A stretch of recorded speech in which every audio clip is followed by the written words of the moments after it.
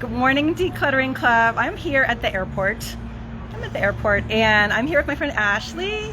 Say hi, Ashley. She was just driving me to the airport. We have just finished the most amazing weekend here in Denver.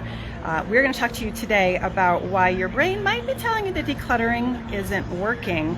But it was so crazy because we were just driving and I thought, oh my gosh, we're not going to have time. We have been planning to go live for all weekend and we thought, oh no, we're out of time. And then good news, my flight was canceled. So yay, I guess. I usually think of that as good news. I'm like, that's good news. So it's incredible that you're considering it good news. Because now we get to hang out and talk to you all. So Ashley is my amazing friend and she's also a parenting coach.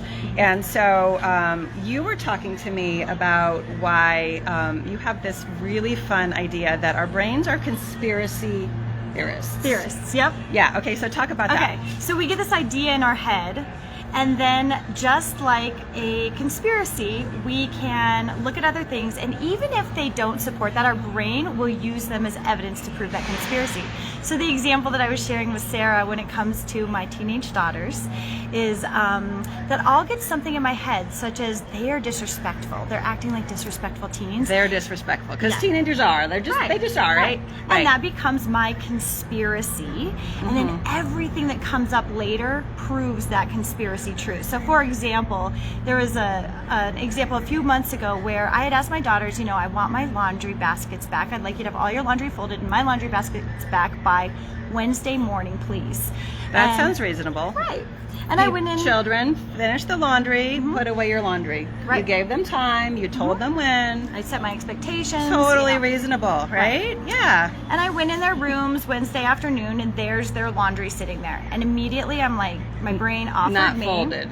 Done. Yep, not put away. And my brain offered me, they do not respect me. They do not respect me, right? Of course, I totally agree with that. Okay. Yeah, so that became kind of like the title of my, I use that as like the title of what was happening. The story. The name of the novel is They Don't Respect Me. They Do Not Respect Me, my narrative at that time. And so then as the next couple days went by, or even later that evening when they got home from school and they walked in the front door and they threw their stuff down and went immediately to the kitchen for a snack, that became evidence. They didn't even say hi, they didn't greet me. See, there's more evidence that they do not respect me. So because I had that conspiracy theory, then my brain looked for at every next situation as evidence to prove that that was true. Yeah, it's like, look, there we go. They didn't do this, they didn't say hi, they don't respect me. What else did they not do?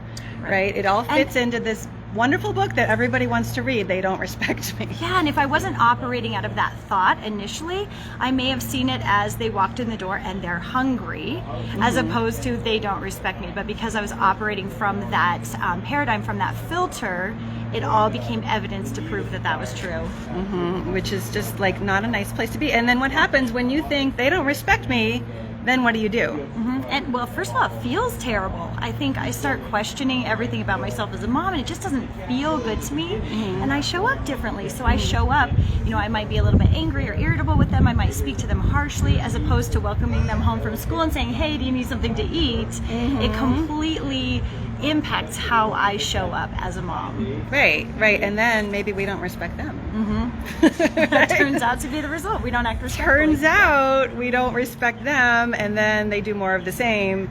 And then we're like, look, these teenagers are just the worst. And then we all just feel awful. And then we're like, why is it so hard? Right, and it's crazy to me sometimes to think about, because if I went and looked at that differently, there's so many other reasons. If I had looked at their unfolded laundry as something like they have a lot on their plates, or they're very busy, or maybe they forgot, because sometimes Sometimes as humans we forget things, right? We do forget stuff sometimes. Sometimes. I don't know. Teenagers should never forget anything, though.